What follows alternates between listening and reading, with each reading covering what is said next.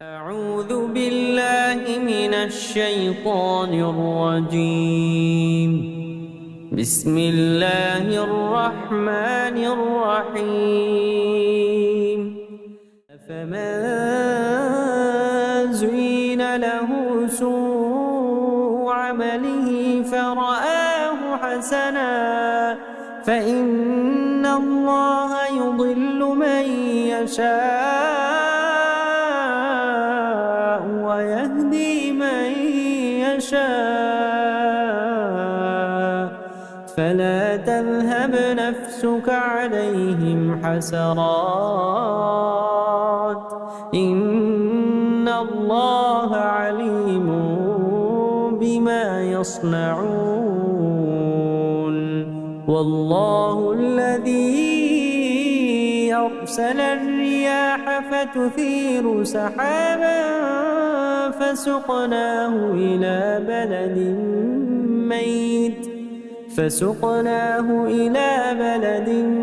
ميت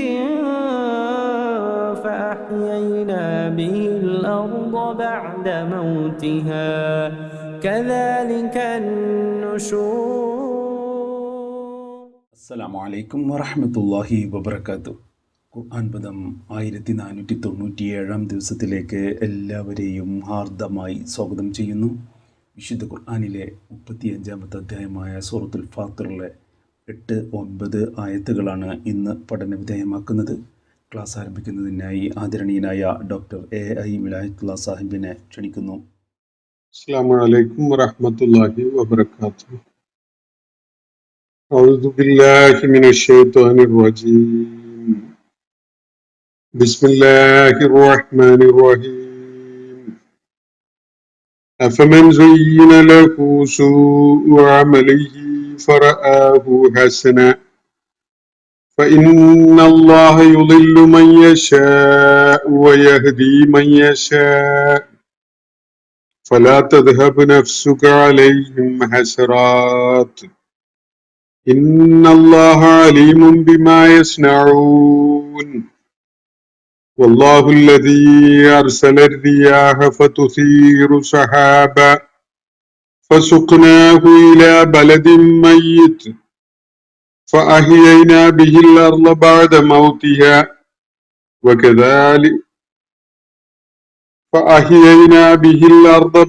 موتها كذلك النشور. صدق الله العلي العظيم.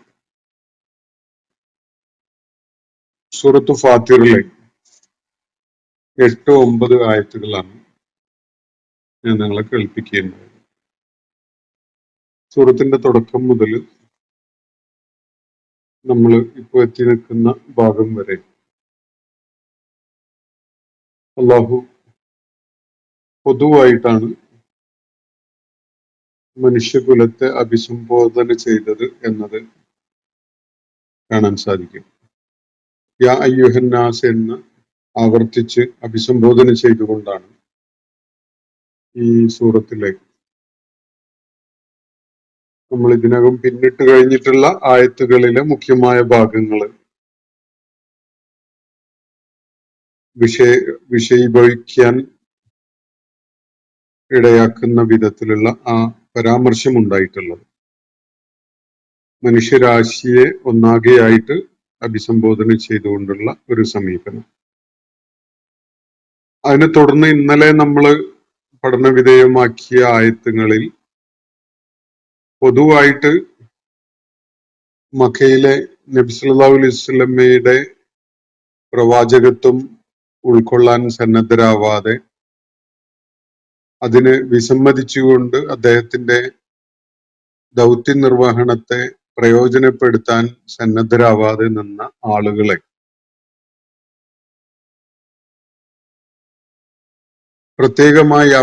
പ്രത്യേകമായി കാര്യങ്ങൾ ഉണർത്തുന്ന ഒരു ശൈലിയിൽ അള്ളാഹു കാര്യങ്ങൾ വിവരിക്കുന്ന നമുക്ക് കാണാൻ സാധിക്കുകയുണ്ടായി. അവിടെ പ്രത്യേകമായിട്ട് അള്ളാഹു പറയുകയുണ്ടായത് നിശ്ചയമായിട്ടും പിശാച് നിങ്ങളുടെ ശത്രുവാണ്. അവനെ നിങ്ങൾ ശത്രുവായിട്ട് തന്നെ കാണണം, മിത്രമായിട്ട്, നിങ്ങളുടെ സുഹൃത്തായിട്ട് നിങ്ങളുടെ ഗുണകാംക്ഷിയായിട്ടൊന്നും കാണരുത്.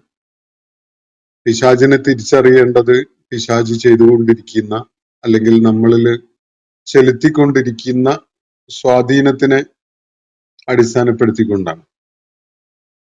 തെറ്റായ കാര്യത്തിലേക്ക്, മ്ലേച്ഛവൃത്തികളിലേക്ക്, അസത്യത്തിലേക്ക് ഒക്കെയാണ് നമ്മൾ ആകർഷിക്കപ്പെടുന്നതെങ്കിൽ, അങ്ങനെ നമ്മൾ ആകർഷിച്ചു കൊണ്ടുപോകുന്നത് നമുക്ക് എത്ര വേണ്ടപ്പെട്ട ആളാണെങ്കിലും, നമുക്ക് എത്ര തന്നെ പ്രിയങ്കരനായിട്ട് തോന്നുന്ന ആളാണെങ്കിലും, അവിടെ പ്രവർത്തിച്ചു കൊണ്ടിരിക്കുന്നത് യഥാർത്ഥത്തിൽ പിശാചാണ്. നമ്മളെ ആ സംഗതിയിലേക്ക് സ്വാധീനിച്ചു കൊണ്ടുപോകുന്നത് പ്രത്യക്ഷത്തിൽ നമുക്ക് വളരെ പ്രിയപ്പെട്ട ഒരാളായിരിക്കാം. നമ്മുടെ ജീവിത പങ്കാളിയാവാം, വളരെ അടുത്ത സുഹൃത്താവാം, അതുപോലെ നമുക്ക് വേണ്ടപ്പെട്ട വൃത്തത്തിൽപ്പെട്ട ആളാവാം, കുടുംബത്തിലെ പ്രമുഖനായ അല്ലെങ്കിൽ പ്രാധാന്യമുള്ള ഒരു അംഗമാവാം. പക്ഷെ അവർ ചെയ്തുകൊണ്ടിരിക്കുന്ന കാര്യം നമ്മളെ പൈശാചികമായ കാര്യങ്ങളിലേക്ക് പ്രേരിപ്പിക്കുന്നു, അടുപ്പിക്കുന്നു എന്നതാണ്. പഴയ ഈ ഗ്രാഫിക് നോവലുകളിലൊക്കെ ചിത്രീകരിച്ച് കാണുന്ന വിധത്തിലുള്ള തലയിൽ 2 കൊമ്പുള്ള, പ്രത്യക്ഷത്തിൽ തന്നെ ഒരു വൈകൃതം പ്രകടമാവുന്ന ഒരു രൂപമൊന്നും യഥാർത്ഥത്തില് പിശാചിനില്ല. അങ്ങനെ ഒരു രൂപത്തിൽ പിശാച് ഒരിക്കലും തന്നെ നമ്മളെ സമീപിക്കുകയുമില്ല. പിശാച് എപ്പോഴും നമ്മളെ പ്രലോഭിപ്പിക്കുന്ന വിധത്തിലാണ്, നമ്മളെ ഒരു സംഗതിയിലേക്ക് പ്രേരിപ്പിക്കുന്ന വിധത്തിലാണ്, നമുക്ക് വളരെ വേണ്ടപ്പെട്ട ഒരാളായിട്ടാണ് നമ്മുടെ മുന്നിൽ പ്രത്യക്ഷപ്പെടുക. ഈ കാര്യം മനസ്സിലാക്കിക്കൊണ്ട് പിശാച് നമ്മിൽ ചെലുത്തുന്ന സ്വാധീനം അടിസ്ഥാനപ്പെടുത്തിക്കൊണ്ട് പിശാചിനെ ഐഡന്റിഫൈ ചെയ്തിട്ട് അവനെ ശത്രുവായി കാണാൻ നമുക്ക് സാധിക്കുന്നു. ഇതാണ് അല്ലാഹു നബി സല്ലല്ലാഹു അലൈഹി വസല്ലം നിർവഹിച്ചുകൊണ്ടിരിക്കുന്ന ആ ദൗത്യത്തിന്റെ പശ്ചാത്തലത്തിൽ അതിനോട് തിരസ്കാര മനസ്ഥിതി പ്രകടിപ്പിച്ചുകൊണ്ടിരിക്കുന്ന ആളുകളെ പൊതുവായി ഉണർത്തുന്ന വിധത്തിൽ കാര്യങ്ങൾ പറയുകയുണ്ടായത്. ഫത്തഖിദൂഹു അദുവ്വ. അതുപോലെ ഇന്നമാ യദൂ ഹിസ്ബഹു ലിയകൂനു മിൻ അസ്ഹാബി സഈർ എന്നുകൂടി തുറന്നു പറയുകയുണ്ടായി. പിശാച് തന്റെ ആളുകളെ, തന്റെ സംഘത്തെ അല്ലെങ്കിൽ തന്റെ കൂട്ടാളികളെ അവരുടെ നന്മ ഉദ്ദേശിച്ചുകൊണ്ടോ അവർക്ക് എന്തെങ്കിലും കരുത്തും ശക്തി ഉണ്ടാകട്ടെ എന്നൊന്നും കരുതിയിട്ടല്ല ഇടപെട്ടുകൊണ്ടിരിക്കുന്നത്. മറിച്ച് അവരെ നരകത്തിന്റെ ആളുകളായി മാറാൻ വേണ്ടിയാണ് പിശാച് വിളിച്ചുകൊണ്ടിരിക്കുന്നത്. അപ്പൊ ഈ കാര്യം കഴിഞ്ഞ ദിവസം നമ്മൾ വായിച്ച ആയത്തുകളിൽ അള്ളാഹു ചൂണ്ടിക്കാണിക്കുന്നത് നമ്മൾ കാണുകയുണ്ടായി. അവിടെ ഒരു പൊതുവായ അഭിസംബോധനയാണ് ഉണ്ടായിരുന്നത് എന്നത് ശ്രദ്ധേയമാണ്. അതിനെ തുടർന്ന് ഇന്ന് ഞാൻ നിങ്ങളെ കേൾപ്പിച്ചിട്ടുള്ള 2 ആയത്തുകളിൽ അള്ളാഹു മക്കയിൽ അഭിസംബോധന ചെയ്യപ്പെടുന്ന ആ സമൂഹത്തിലെ തലയെടുപ്പുള്ള, അതിന്റെ നേതൃത്വത്തിലുള്ള, തീരുമാനങ്ങളൊക്കെ എടുക്കുന്ന വിധം സമൂഹത്തില് പ്രാധാന്യമുള്ള തരം ആളുകളുണ്ട്. അതിന്റെ നേതാക്കന്മാര് എന്ന് വേണമെങ്കിൽ പറയാം. അത്തരം ആളുകളെ ലക്ഷ്യമിട്ടുകൊണ്ട് ആണ് സംസാരിക്കുന്നത് എന്നത് തുടർന്ന് ഇന്ന് നമ്മൾ വായിച്ചു വെച്ച ആയത്തുകളെ അപഗ്രഥിക്കുമ്പോൾ നമുക്ക് കാണാൻ കഴിയും. ചെറിയൊരു മാറ്റം അവിടെ അഭിസംബോധന ചെയ്യപ്പെടുന്ന ആളുകളുടെ കാര്യത്തിൽ കാണാൻ സാധിക്കും. ആദ്യം ഇതുവരെ പറഞ്ഞിട്ടുള്ളത് പൊതുവായിട്ട് എല്ലാവരോടുമായിട്ടാണെങ്കിൽ ഇപ്പോ അതിന്റെ ഫോക്കസിൽ ചെറിയൊരു മാറ്റം, അതതിന്റെ ആശയം പങ്കുവെക്കുന്നതോടുകൂടി അല്ലെങ്കിൽ മനസ്സിലാക്കുന്നതോടുകൂടി നമുക്ക് ഉൾക്കൊള്ളാൻ സാധിക്കും. നമുക്ക് ഈ 2 ആയത്തുകളിലേക്ക് കിടക്കാം. അഫമൻ സുയ്യിന ലഹു സൂഉ അമലിഹി ഫറആഹു ഹസന ഫഇന്നല്ലാഹ യുളില്ലു മൻ യശാഉ വയഹ്ദി മൻ യശാ ഫലാ തദ്ഹബു നഫ്സുക അലൈഹിം ഹസറാത്ത് ഇന്നല്ലാഹ അലീമുൻ ബിമാ യസ്നഊൻ. ഇവിടെ നബി സല്ലല്ലാഹു അലൈഹി വസല്ലമയോടാണ് നേരിട്ട് അഭിസംബോധന. പക്ഷെ അതിൽ വിഷയം മറ്റൊരു കൂട്ടരാണ്. അവരെ പരാമർശിച്ചുകൊണ്ട് അവരുടെ കാര്യത്തിലാണ് നബി സല്ലല്ലാഹു അലൈഹി വസല്ലമക്ക് അല്ലാഹു ഒരു നിർദ്ദേശം നൽകുന്നത്. നോക്കുക. അഫമൻ സുയ്യിന ലഹു സൂഉ അമലിഹി, സ്വന്തം ദുഷ്കർമ്മങ്ങള്, ചീത്ത പ്രവർത്തനങ്ങള് ആകർഷകമായി കാണിക്കപ്പെട്ടിരിക്കുകയാണ് ചിലരുടെ കാര്യത്തിൽ. അവര് ചെയ്തുകൊണ്ടിരിക്കുന്ന വൈകൃതങ്ങൾ, അവർ ചെയ്തുകൊണ്ടിരിക്കുന്ന ദുഷ്കൃത്യങ്ങൾ അവർക്ക് വളരെ ആകർഷകമായിട്ട് തോന്നുന്നു. നല്ല ഗംഭീരമായ സംഗതിയാണ് നീ ഇപ്പൊ ചെയ്തുകൊണ്ടിരിക്കുന്നത് എന്നാണ് അവരോട് അവരുടെ തന്നെ മനസ്സ് മന്ത്രിച്ചുകൊണ്ടിരിക്കുന്നത്. ഇത് ഭയങ്കര ഗംഭീരമായ സംഗതിയാണ്, സമൂഹത്തിന് ഏറ്റവും ആവശ്യമുള്ള വളരെ ഉത്കൃഷ്ടമായ കാര്യമാണ് എന്ന വിധത്തിലുള്ള ഒരു അപ്രീസിയേഷൻ ആണ് ഈ തിന്മ ചെയ്തുകൊണ്ടിരിക്കുന്ന, വൈകൃതങ്ങളിൽ ഏർപ്പെട്ടിട്ടുള്ള ആളുകൾക്ക് അവരുടെ മനസ്സ് മന്ത്രിച്ചു കൊടുക്കുന്ന ഒരു കാര്യം. അത്തരം ആളുകൾ അഫമൻ സുയ്യിന ലഹു സൂഉ അമലിഹി, സ്വന്തം പ്രവർത്തനങ്ങളിലെ വൈകൃതങ്ങൾ അല്ലെങ്കിൽ തിന്മകൾ, ഏറ്റവും മ്ലേച്ഛമായ സംഗതികൾ, ഇതൊക്കെ അവർക്ക് വളരെ സീനത്തുള്ളതായിട്ട് കാണിക്കപ്പെടുകയാണ്. അവർക്ക് അങ്ങനെയാണ് തോന്നുന്നത്. അവരിപ്പോ ഏർപ്പെട്ടുകൊണ്ടിരിക്കുന്ന തരം വളരെ ദ്രോഹകരമായ, തിന്മയിൽ അധിഷ്ഠിതമായ, അന്യായവും അക്രമവും ഒക്കെ അടങ്ങിയിട്ടുള്ള തരം പ്രവർത്തനങ്ങൾ, അത് വളരെ നല്ലതാണ് എന്ന ഒരു ധാരണ അവരിൽ രൂപപ്പെട്ടു വരുന്നു. എന്ന് പറഞ്ഞാൽ തിന്മയും നന്മയും വേർതിരിച്ച് മനസ്സിലാക്കുന്നതിനുള്ള ശേഷി, കഴിവ് ഇവർക്ക്, ഈ പറയപ്പെടുന്ന ആളുകൾക്ക് നഷ്ടപ്പെടുന്നതിന്റെ ഒരു ലക്ഷണമാണ് ഇവിടെ കാണുന്നത്. ഇത് മനുഷ്യര് വെച്ച് പുലർത്തുന്ന അല്ലെങ്കിൽ പിന്തുടർന്നു വരുന്ന നിലപാടിന്റെ ഫലമായിട്ടുണ്ടാവുന്നതാണ്. തുടക്കത്തിലൊക്കെ എല്ലാവർക്കും അള്ളാഹു ഒരിടത്ത് വ്യക്തമാക്കിയ പോലെ അവർക്ക് രണ്ട് വിശാലമായ വഴികൾ കാണിക്കപ്പെട്ടിട്ടുണ്ട്. നന്മയുടെ വഴി ഏത്, തിന്മയുടെ വഴി ഏത്, തഖ്വയുടെ മാർഗം ഏത്, ഫുജൂറിന്റെ മാർഗം ഏത് എന്നത് എല്ലാവരുടെയും മനസ്സാക്ഷി തന്നെ വേർതിരിച്ച് കാണിച്ചു കൊടുക്കും. അത് ഒരാളില് അയാളുടെ നിഷ്കളങ്കതയും നിഷ്കപടതയും ഒക്കെ നിലനിൽക്കുന്ന ഒരു കാലത്താണ് ആ നിലക്ക് പ്രവർത്തനക്ഷമമാവുക. എന്നാൽ ഒരാൾ സ്വയം അയാളുടെ മനസ്സിനെ തിന്മയുമായി രാജിയാവാൻ, തിന്മയുമായി വളരെ അടുത്ത ചങ്ങാത്തത്തിലാവാൻ അങ്ങനെ കയറൂരി വിട്ടതാണെങ്കിൽ, യാതൊരു നിയന്ത്രണങ്ങൾക്കും വിധേയമാവാത്ത വിധത്തിൽ മനസ്സിന് തിന്മയോടൊപ്പം സഞ്ചരിക്കാൻ കഴിയുന്ന വിധത്തിൽ അതിനെ അങ്ങ് കയറൂരി വിടുകയാണെങ്കിൽ ക്രമേണ ഈ വേർതിരിവ്, ഈ ഡിസ്ക്രീഷൻ, സെൻസ് ഓഫ് ഡിസ്ക്രീഷൻ അയാളിൽ ഇല്ലാണ്ടാവും. പിന്നീട് അയാൾ ചെയ്യുന്ന ഏത് ദുഷ്കർമ്മവും ഗംഭീരമായ സംഗതിയാണ് എന്ന ഒരു തോന്നലാണ് അയാളിൽ രൂപപ്പെട്ടു വരിക. അപ്പൊ അവർക്കത് വളരെ സീനത്തുള്ളതായിട്ട്, വളരെ ആകർഷകമായ സംഗതി എന്ന നിലക്ക്, വളരെ നല്ല സംഗതി എന്ന നിലക്കൊക്കെ അവർക്ക് അത് കാണിക്കപ്പെടും. അവർക്ക് അങ്ങനെ തോന്നലുണ്ടാവും. ഇത് നമ്മൾ നിരന്തരം നിത്യേന എന്നോണം സാമൂഹ്യ മണ്ഡലത്തിൽ കണ്ടുകൊണ്ടിരിക്കുന്ന ഒരു കാര്യമാണ്.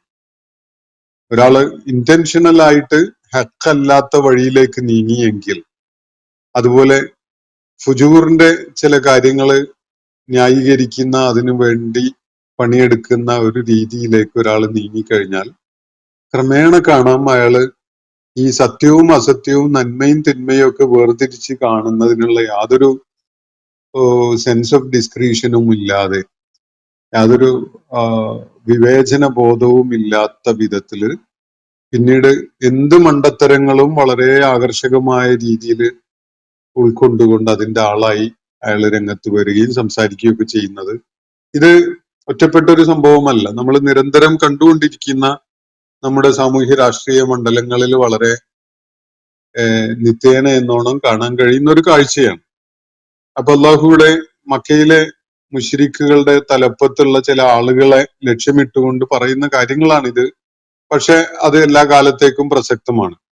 അഫമൻ സുയ്യിന ലഹു സൂഉ അമലിഹി, ആരുടെ കാര്യത്തിലാണോ അവരുടെ സൂഉ അമല് സീനത്തുള്ളതായി കാണിക്കപ്പെട്ടിരിക്കുന്നത്, ഈ നികൃഷ്ടമായ തിന്മയിൽ അധിഷ്ഠിതമായ ഒരാളുടെ പ്രവർത്തനങ്ങള് അയാൾക്ക് കമനീയമായി, ആകർഷകമായി, വളരെ ചാരുതയുള്ളതായി കാണിക്കപ്പെട്ടിരിക്കുന്നത്, അങ്ങനെ ഫറആഹു ഹസന, അയാൾ അതിനെ നന്മയായിട്ട് കണ്ടു തുടങ്ങുന്നു.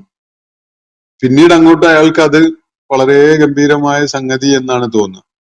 ഇപ്പൊ നമ്മൾ ഈ പൊതുമണ്ഡലത്തിലൊക്കെയുള്ള ആളുകള് ചിലപ്പോ ഈ സാമൂഹ്യ നന്മ എന്നൊക്കെയുള്ള നിലക്ക് പല ഈ സോകോൾഡ് ലിബറൽ ചിന്തകളെയൊക്കെ എഴുന്നള്ളിക്കുന്ന കാണാൻ കഴിയും. അവരെന്തോ വലിയ സേവനം ചെയ്യാണ്, നന്മയ്ക്ക് വേണ്ടി നിലകൊള്ളുകയാണെന്നൊക്കെ പ്രത്യക്ഷത്തില് തോന്നിന്ന് വരും. പക്ഷെ സൂക്ഷ്മമായിട്ട് പരിശോധിച്ചാലാണ് അറിയാം, ഒരുപക്ഷെ മനുഷ്യ നാഗരികതയുടെയും സംസ്കാരത്തിന്റെയും ധാർമ്മിക സദാചാരപരമായ മനുഷ്യന്റെ നിലനിൽപ്പിന്റെയും അടിത്തറ തന്നെ ഇളക്കിക്കളയുന്ന വിധത്തിലുള്ള തനി അക്രമമാണ് അയാൾ ചെയ്തുകൊണ്ടിരിക്കുന്നത് എന്നത് സൂക്ഷ്മമായിട്ട് നിരീക്ഷിക്കുമ്പോഴാണ് നമുക്കത് മനസ്സിലാവുക. പ്രത്യക്ഷത്തിൽ അവർ വളരെ ആകർഷകമായ വിധത്തിലുള്ള മനുഷ്യാവകാശങ്ങൾക്ക് വേണ്ടിയും അതുപോലെ മനുഷ്യന്റെ സ്വതന്ത്രമായ വ്യക്തിത്വത്തെ അംഗീകരിക്കുന്നതിന് വേണ്ടിയും ഒക്കെയാണ് പ്രയത്നിക്കുന്നതെന്നാണ് തോന്നുന്നത്. പക്ഷെ കാര്യം സൂക്ഷ്മമായി പരിശോധിച്ചാലാണ് മനസ്സിലാക്കാൻ സാധിക്കുക. ഇവര് ചെയ്തുകൊണ്ടിരിക്കുന്ന തിന്മകള് അവർക്ക് വളരെ ആകർഷകമായിട്ട് കാണിക്കപ്പെടുകയാണ്. അവർക്കത് വളരെ ഗംഭീരമായ നല്ല സംഗതിയാണ് എന്നൊരു തോന്നൽ അവരിൽ ഉണ്ടാവുകയും ഫറആഹു ഹസന, അതൊരു നന്മയായിട്ട്, അത് വളരെ ഉത്കൃഷ്ടമായ ഒരു സംഗതിയായിട്ട് അവർക്ക് തോന്നിപ്പിക്കപ്പെടുകയും ചെയ്യുന്നു. ഇപ്പൊ യുക്തിവാദത്തിന്റെ ഒക്കെ വഴികൾ പലപ്പോഴും നമുക്ക് തുടക്കം അങ്ങനെയായിട്ട് തോന്നും. കുറച്ചങ്ങ് എത്തിയാലാണ് യഥാർത്ഥത്തിൽ ഇതിന്റെ വേരുകൾ എങ്ങോട്ടാണ് ഇറങ്ങിപ്പോയിരിക്കുന്നത്. ഇപ്പോ അവർക്ക് ആവശ്യമായ വിഭവങ്ങളൊക്കെ വേണ്ട ന്യൂട്രീഷനൊക്കെ കിട്ടിക്കൊണ്ടിരിക്കുന്നത് ഏത് സ്രോതസ്സിൽ നിന്നാണ് എന്നതൊക്കെ മനസ്സിലാവുമ്പോഴാണ് അതിലടങ്ങിയിട്ടുണ്ടായിരുന്ന ചതിക്കുഴി നമുക്ക് ബോധ്യപ്പെടാം. അപ്പോ ഈ ആളുകളുടെ കാര്യത്തിൽ അള്ളാഹു നടത്തുന്ന ഒരു പരാമർശം, അഫമൻ സുയ്യിന ലഹു സൂഉ അമലിഹി, ആർക്കാണോ തങ്ങളുടെ സൂഉ അമല്, ഈ തിന്മയിൽ അധിഷ്ഠിതമായ അവരുടെ പ്രവർത്തനങ്ങള് വളരെ ആകർഷകമായി തോന്നിപ്പിക്കപ്പെട്ടിട്ടുള്ളത്, അവര് ഫറആഹു ഹസന, അതിനെ നന്മയായിട്ട്, വളരെ നല്ല അപ്രീസിയേഷൻ നൽകപ്പെടേണ്ട ഒരു സംഗതിയായിട്ടൊക്കെ അവരതിനെ കണ്ടു തുടങ്ങും. ഫഇന്നല്ലാഹി യുളില്ലു മൻ യശാ, എന്നിട്ട് അള്ളാഹു ആ വാചകം പൂർത്തീകരിക്കാതെ വെച്ചിരിക്കുകയാണ്. നമുക്ക് വേണമെങ്കിൽ അത് ഇതിന്റെ ഒരു കംപ്ലീഷൻ എങ്ങനെ നടത്താം എന്നത് ആലോചിക്കാവുന്നതാണ്. ഈ ആളുകൾ യഥാർത്ഥത്തിൽ സ്വയം വിഡ്ഢികളായി മാറുന്ന ഒരു പ്രക്രിയയിലേക്ക് പോയവരാണല്ലോ. അവരെക്കാൾ അബദ്ധത്തില് ചെന്ന് ചാടി വേറെ ആരുണ്ട് എന്ന് വേണമെങ്കിൽ നമുക്ക് ആ വാചകത്തിനെ ഈ പദങ്ങൾ കൂടി ചേർത്ത് വെച്ചുകൊണ്ട് ഒരു കംപ്ലീഷൻ നടത്താം. ആ ആശയം നമുക്ക് പൂർണ്ണമായി ഉൾക്കൊള്ളാൻ അങ്ങനെ ഒരു അഡീഷൻ ഉപകാരപ്രദമാണ്. പക്ഷെ അങ്ങനെ അള്ളാഹുവിടെ പറയുന്നില്ല. പറഞ്ഞു വെക്കാതിരിക്കുന്നത്, അത് പറഞ്ഞു വെക്കാതിരിക്കുന്നതിലാണ് അതിൽ ആശയം കൺവേ ചെയ്യുന്നതിന് കൂടുതൽ കരുത്തുള്ളത് എന്നതുകൊണ്ടാണ് എന്നാണ് ഞാൻ മനസ്സിലാക്കുന്നത്. ഈ വാചകം കൂടി തീർത്തു പറഞ്ഞാൽ അതിൽ പരിമിതപ്പെടുത്തലാകും. പക്ഷെ യഥാർത്ഥത്തിൽ അങ്ങനെ അത് പൂർണ്ണമാക്കാതെ വെച്ചിരിക്കുന്നത് തന്നെ അതിന്റെ ശക്തമായ ആശയം അതിൽ ചോർച്ച വരാതിരിക്കാൻ വേണ്ടിയാണ് എന്നാണ് ഞാൻ മനസ്സിലാക്കുന്നത്. അപ്പോ അഫമൻ സുയ്യിന ലഹു സൂഉ അമലിഹി ഫറആഹു ഹസന, സ്വന്തം വൈകൃതങ്ങള്, സ്വന്തം ദുഷ്കൃത്യങ്ങള് ആകർഷകമായിട്ട് കാണിക്കപ്പെടുകയും അത് വളരെ നല്ലതാണെന്ന് അവൻ കരുതി തുടങ്ങുകയും ചെയ്യുന്നു എങ്കിൽ, അങ്ങനെ ഒരാള്, അത്രയും പറഞ്ഞു നിർത്തുകയാണ്, അങ്ങനെ ഒരാള് എന്തൊരു ദുരന്തപൂർണമായ ഒരു അവസ്ഥയിലാണ് എത്തിയിരിക്കുന്നത്, എത്ര വളരെ വിദൂരസ്ഥമായ വിധത്തിലാണ് വഴിതെറ്റിപ്പോയിരിക്കുന്നത് എന്നൊക്കെ നമുക്ക് അതിനോട് ചേർത്ത് മനസ്സിലാക്കാം. അത് അർത്ഥഗർഭമായ വിധത്തില് വിട്ടേച്ചിരിക്കുകയാണ്, പൂർത്തീകരിക്കാതെ. കാരണം ആ ആശയം കൂടുതൽ ശക്തിയുള്ള വിധത്തിൽ നമുക്ക് അതങ്ങനെ വിട്ടേച്ചിരിക്കുന്ന അവസ്ഥയിൽ ഉൾക്കൊള്ളാൻ സാധിക്കും. അതാണ് അതിന്റെ താല്പര്യം എന്ന് മനസ്സിലാക്കുകയാണ് ഞാൻ. തുടർന്ന് അള്ളാഹു പറയുന്നത് ഫഇന്നല്ലാഹ യുളില്ലു മൻ യശാഉ വയഹ്ദി മൻ യശാ, എന്തുകൊണ്ട് ഇങ്ങനെ സംഭവിക്കുന്നു എന്നതിനുള്ള ഒരു വിശദീകരണം നൽകുകയാണ് അള്ളാഹു. തീർച്ചയായിട്ടും അള്ളാഹു അവന്റെ മശീഅത്തിലുള്ളത് ആരാണോ അവർക്ക് അവൻ ലലാലത്ത് നൽകുന്നു. അവൻ ആരുടെ കാര്യത്തിലാണോ സന്മാർഗലബ്ധി ഉണ്ടാവണം എന്ന് ഉദ്ദേശിക്കുന്നത് അവർക്ക് സന്മാർഗലബ്ധി ലഭിക്കുകയും ചെയ്യുന്നു. അപ്പോ ഫൈനല്ലാഹു യുളില്ലു മൻ യശാ, അള്ളാഹു അവൻ ഉദ്ദേശിക്കുന്നവരെ ലലാലത്തിലേക്ക്, പിഴച്ച മാർഗത്തിലേക്ക് തിരിച്ചുവിടുന്നു. വയഹ്ദി മൻ യശാ, അവൻ ഉദ്ദേശിക്കുന്നവരെ സന്മാർഗത്തിലേക്കും തിരിച്ചുവിടുന്നു. ഇത് അള്ളാഹുവിന്റെ ഒരു നയമാണ്. അള്ളാഹു ഉദ്ദേശിക്കുന്നവരെ അവൻ പിഴച്ച മാർഗത്തിലേക്ക് തിരിച്ചുവിടും. അള്ളാഹു ഉദ്ദേശിക്കുന്നവരെ അവൻ ഹിദായത്തിലേക്ക്, സന്മാർഗത്തിലേക്കും തിരിച്ചുവിടും. അപ്പൊ ഈ ആയത്ത് മാത്രം വായിച്ചുകൊണ്ട് പിന്നെപ്പോ എന്തിനാ നമ്മളെ അള്ളാഹു വിചാരണ ചെയ്യുന്നത്, നരകവും സ്വർഗവും രക്ഷയും ശിക്ഷയും ഒക്കെ എന്നൊക്കെ ആരെങ്കിലും ആലോചിക്കുന്നുണ്ടെങ്കിൽ അത് ഒരു തെറ്റായ വായനയുടെ ഫലമായിട്ടുണ്ടായതാണെന്ന് മനസ്സിലാക്കുക. വിശുദ്ധ ഖുർആൻ അതിന്റെ സാകല്യത്തിലാണ് ഉൾക്കൊള്ളേണ്ടത്. അതുകൊണ്ട് അള്ളാഹു തീർത്തും സ്വതന്ത്രമായ വിധത്തില് തോന്നിയവരെ സന്മാർഗത്തിലേക്കും തോന്നിയവരെ ദുർമാർഗത്തിലേക്കും തിരിച്ചുവിടുകയല്ല ചെയ്യുന്നത്. അതിന് അവരുടെ ഭാഗത്തുനിന്ന് ചില കാരണങ്ങള്, ചില സംഗതികളൊക്കെ, ചില ഫാക്ടേഴ്സ് ഒക്കെ അവരുടെ ഭാഗത്തുനിന്ന് ഫുൾഫിൽഡ് ആയിട്ട് വരുമ്പോഴാണ് അള്ളാഹു അങ്ങനെ തീരുമാനിക്കുക. അക്കാര്യം അള്ളാഹു വിശുദ്ധ ഖുർആനിൽ പലയിടങ്ങളിലായിട്ട് വ്യക്തമാക്കിയിട്ടുണ്ട്. ഞാനത് സംക്ഷിപ്തമായി നിങ്ങളുമായി പങ്കുവെക്കുന്ന എന്നേ ഉള്ളൂ. അപ്പോ ഫൈനല്ലാഹ യുളില്ലു മൻ യശാഉ വയഹ്ദി മൻ യശാ, തീർച്ചയായിട്ടും അള്ളാഹു അവൻ ഉദ്ദേശിക്കുന്നവരെ ലലാലത്തിലേക്ക് തള്ളിവിടുന്നു, അവൻ ഉദ്ദേശിക്കുന്നവരെ സന്മാർഗത്തിലേക്കും നയിക്കുന്നു. ഇത് അള്ളാഹുവിന്റെ ഒരു നയമാണ്. പക്ഷെ അള്ളാഹു ആരെ ലലാലത്തിലേക്ക് തള്ളിവിടാൻ വേണ്ടി തീരുമാനിക്കുന്നു, അവന് മശീഅത്ത് ചെയ്യുന്നു എന്നതിനൊരു അടിത്തറയുണ്ട്. അതുപോലെ തന്നെ ആർക്ക് സന്മാർഗം നൽകാൻ അള്ളാഹു മശീഅത്ത് ചെയ്യുന്നു എന്നതിന് ഒരടിത്തറയുണ്ട്. അത് നമുക്ക് വിശുദ്ധ ഖുർആനിൽ നമുക്ക് കണ്ടെത്താൻ പറ്റും. ഞാനത് പലപ്പോഴും നിങ്ങളുമായി പങ്കുവച്ചിട്ടുള്ളതാണ്. ഫലാ തദ്ഹബു നഫ്സുക അലൈഹിം ഹസറാത്ത്. തുടർന്ന് അള്ളാഹു പറയുന്നത് നബി സല്ലല്ലാഹു അലൈഹി വസല്ലമയോടാണ്. അതുകൊണ്ട് പ്രവാചകരെ, ഫലാ തദ്ഹബു നഫ്സുക അലൈഹിം ഹസറാത്ത്, ഹസറാത്തിൽ അകപ്പെട്ടുകൊണ്ട്, വേപതു പൂണ്ടുകൊണ്ട്, അല്ലെങ്കിൽ മനോവിഷമത്തില് അകപ്പെട്ടുകൊണ്ട് താങ്കള് അവരുടെ കാര്യത്തിലുള്ള ആലോചനയിലായി സ്വയം നശിക്കുന്നതിന് വിട്ടുകൊടുക്കരുത്. ഇതാണ് അള്ളാഹു നബി സല്ലല്ലാഹു അലൈഹി വസല്ലമയോട് പറയുന്നത്. യാഥാർത്ഥ്യ ബോധം ഉണ്ടാവണം. അവരെ സന്മാർഗം കാണിക്കുക എന്നത് താങ്കളെ ചുമതലപ്പെടുത്തിയ ഒരു സംഗതിയൊക്കെ തന്നെയാണ്. പക്ഷെ എല്ലാവരെയും സന്മാർഗത്തിലേക്ക് കൊണ്ടുവരിക എന്നത് താങ്കൾക്ക് സാധിക്കുന്ന ഒരു കാര്യമല്ല. കാര്യങ്ങൾ വ്യക്തമായി പറഞ്ഞു കൊടുക്കുക. പിന്നീട് ആര് സന്മാർഗത്തിലേക്ക് നീങ്ങണം, ആര് ദുർമാർഗത്തിലേക്ക് നീങ്ങണം എന്നതൊക്കെ അള്ളാഹുവിന്റെ ഇച്ഛ അനുസരിച്ചാണ് സംഭവിക്കുന്നത്. അള്ളാഹു അങ്ങനെ ഇച്ഛിക്കുന്നതിന് ചില മാനദണ്ഡങ്ങളൊക്കെ ഉണ്ട്. അതവിടെ ഇരിക്കട്ടെ.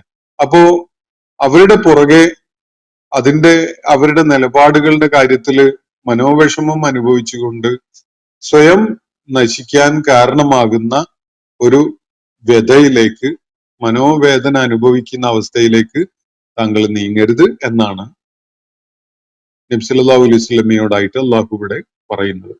ഫലാ തദ്ഹബു നഫ്സുക, താങ്കളുടെ മനസ്സിനെ അങ്ങ് വിടാതിരിക്കുക, അല്ലെങ്കിൽ താങ്കളുടെ മനസ്സ് അങ്ങനെ പോകാതിരിക്കട്ടെ. അലൈഹിം, അവരുടെ പുറകെയായി എന്ന് പറഞ്ഞാൽ അവരുടെ കാര്യത്തിൽ അമിതമായി ഇൻവോൾവ് ആയിട്ട് താങ്കളുടെ മനസ്സിനെ തന്നെ തകർത്ത് കളയുന്ന, അല്ലെങ്കിൽ താങ്കളെ സ്വയം നശിപ്പിക്കുന്ന അവസ്ഥയിലേക്ക് കാര്യങ്ങളെ വിടുന്ന ഒരു സംഗതി ഉണ്ടാവരുത്. ഹസറാത്ത്, ആ മനോവേദന കാരണമായിട്ട്.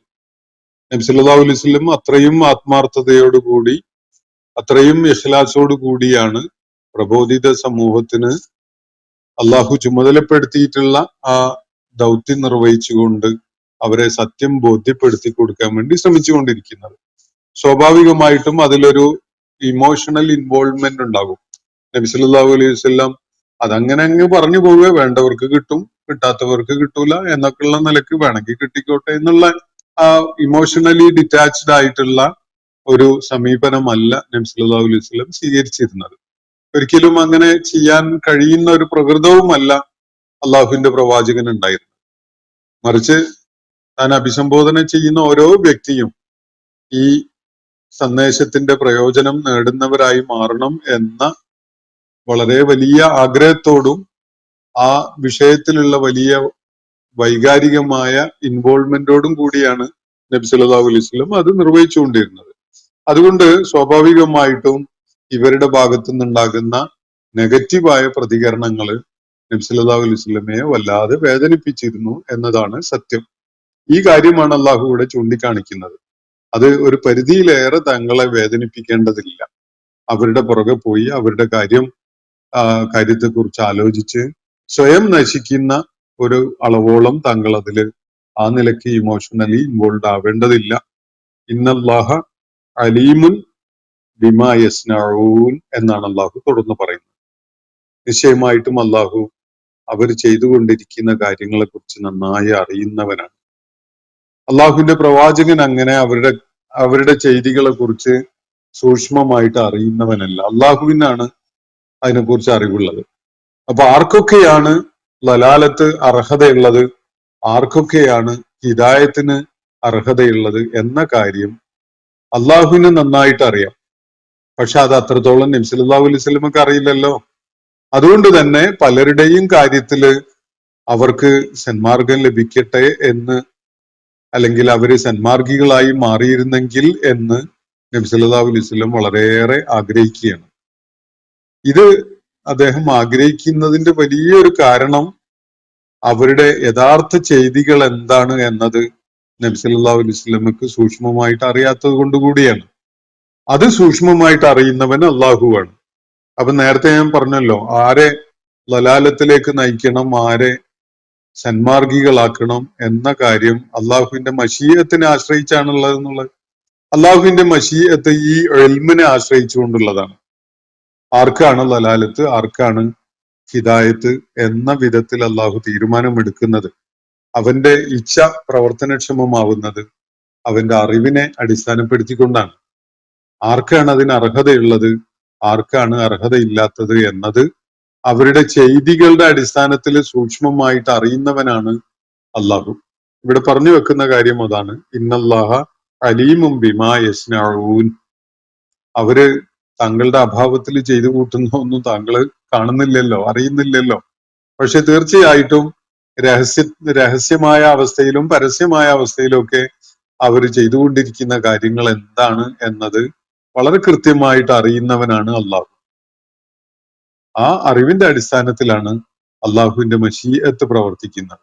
അപ്പൊ ആര് ലലാലത്തിൽ പോകണം, ആര് ഹിദായത്തിനുള്ള ഭാഗ്യം സിദ്ധിച്ചവരാവണം എന്നത് കൃത്യമായിട്ട് അള്ളാഹുവിന് നിശ്ചയിക്കാൻ സാധിക്കും. അതിന് യാതൊരു പ്രയാസവും ഇല്ല. അത് അള്ളാഹുവിന്റെ മശീഅത്തിന്റെ ഭാഗമായിട്ട് സംഭവിക്കും എന്നതാണ് അള്ളാഹു ഇവിടെ ചൂണ്ടിക്കാണിക്കുന്ന കാര്യം.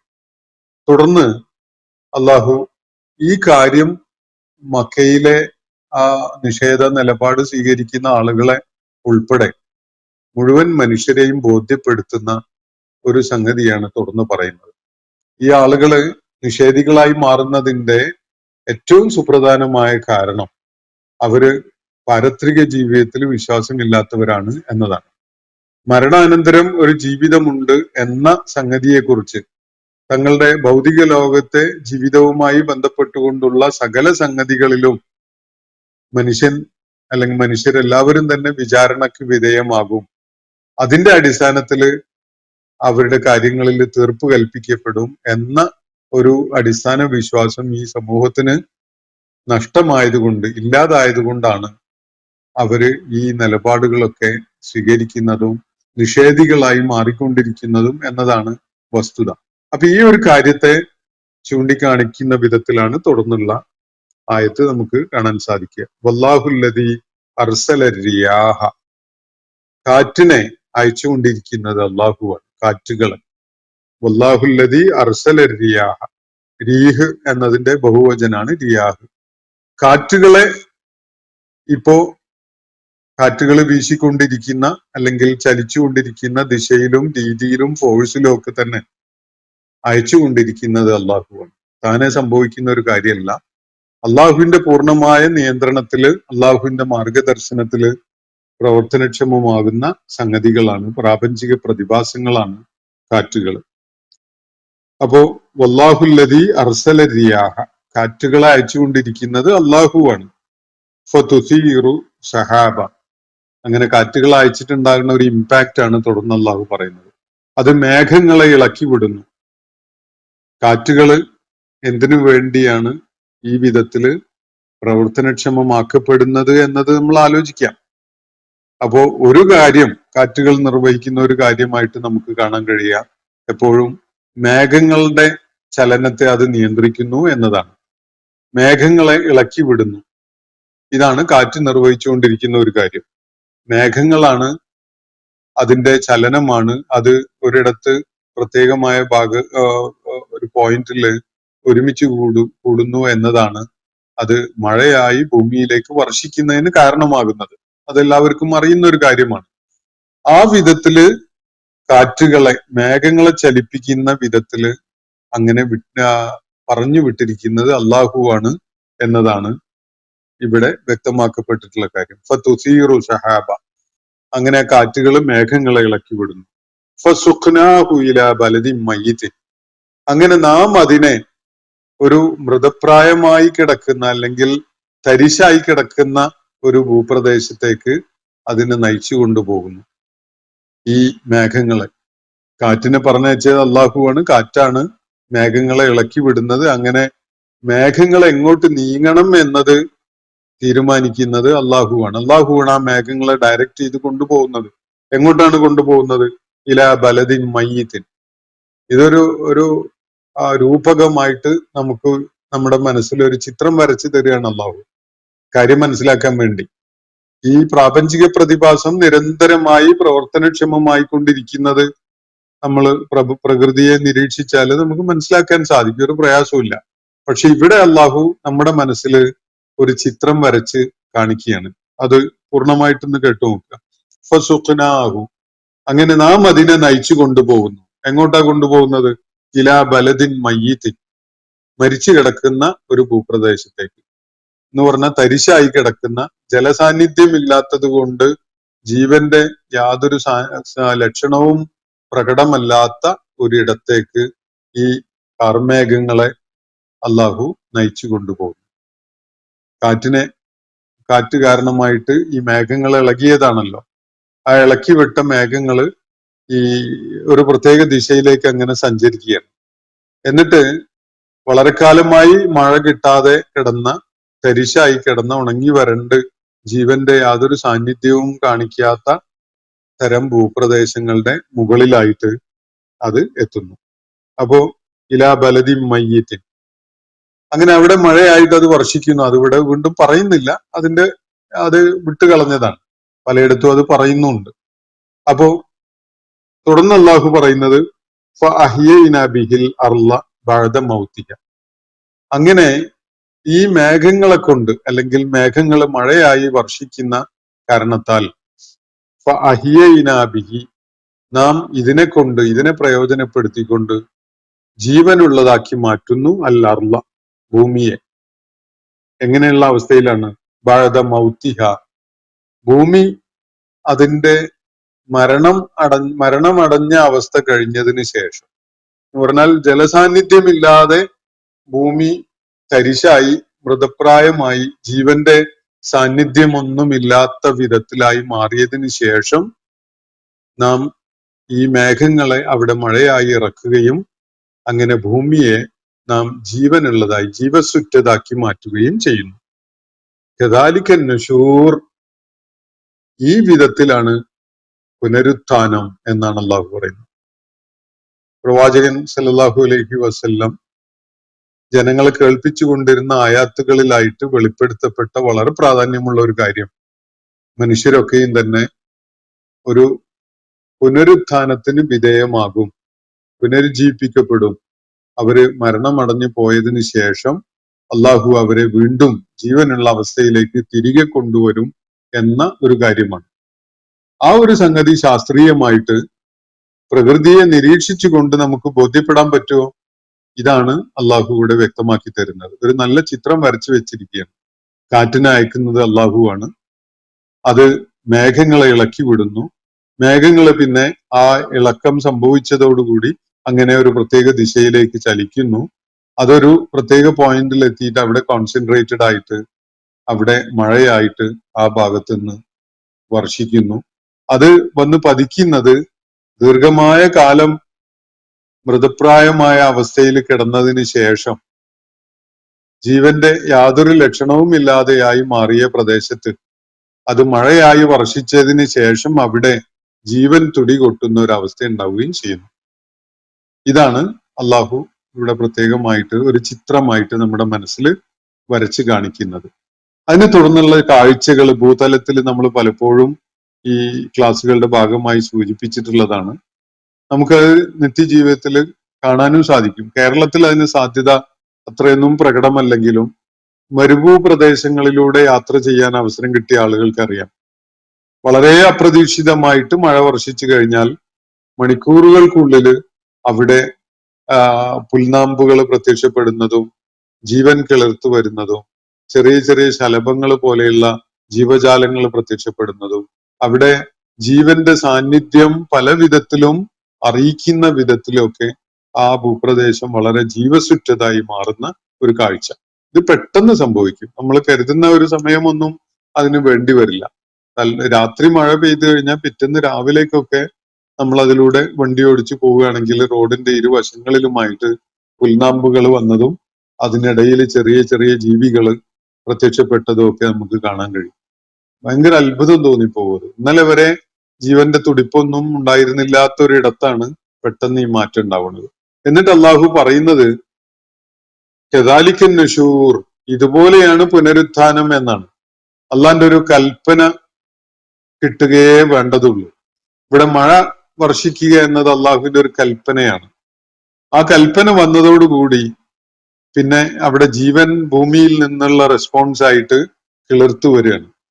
ആകാശത്ത് നിന്ന് അള്ളാന്റെ ഒരു വിളി വന്നു, ഭൂമിയിൽ നിന്നതാ അസംഖ്യം ജീവനുകൾ ഇങ്ങനെ പുറപ്പെട്ടു വരുന്നു. ഇതേപോലെയാണ് അള്ളാഹുവിന്റെ ആ വിളി വരുന്നതോടുകൂടി മരിച്ചുപോയ മുഴുവൻ മനുഷ്യരും ഈ മണ്ണില് അവരുടെ ശരീര കണികകള് കിടക്കുന്നിടത്തുനിന്ന് അവരെങ്ങനെ പുറപ്പെട്ടു വരും. കദാലിക്കൻ നുശൂർ എന്നാണ് അള്ളാഹു പറയുന്നത്. വളരെ വിസ്മയകരമായ ഒരു കാഴ്ച എന്ന നിലക്ക് ഈ മരിച്ചുപോയ ആളുകളൊക്കെ തന്നെ അവരുടെ കുഴിമാടങ്ങളിൽ നിന്നായിട്ട് അങ്ങനെ പുറപ്പെട്ടു വരികയാണ്. ശരീരം പലയിടത്തും ചിതറിപ്പോയ ആളുകളൊക്കെ ഉണ്ടാകാം.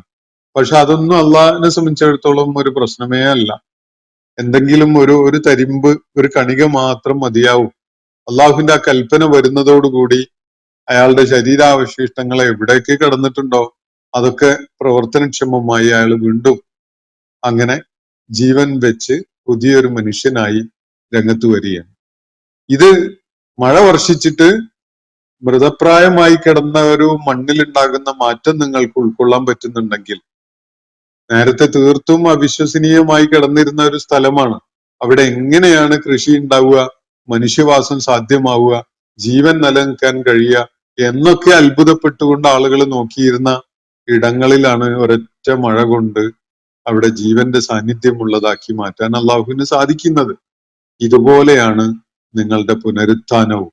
അതുകൊണ്ട് പുനരുത്ഥാനത്തെ നിഷേധിച്ചുകൊണ്ട് നിങ്ങൾ വല്ലാതെ നിഗളിച്ച് നടക്കണ്ട. നിങ്ങൾ കരുതുന്ന പോലെ കാര്യങ്ങൾ സംഭവിക്കാൻ പോകുന്നില്ല. നിങ്ങളിപ്പോ നിങ്ങളുടെ അമലിനെ വലിയ ആകർഷകമായ സംഗതികളായി കണ്ടുകൊണ്ട് അങ്ങനെ നീങ്ങുകയാണല്ലോ. എന്നാൽ അത് വളരെ നല്ല സംഗതിയായിട്ട് നിങ്ങൾ കരുതുന്നു എന്നേ ഉള്ളൂ. അത് നിങ്ങൾക്ക് വലിയ ദുരന്തം വരുത്തി വെക്കാനാണ് പോകുന്നത്.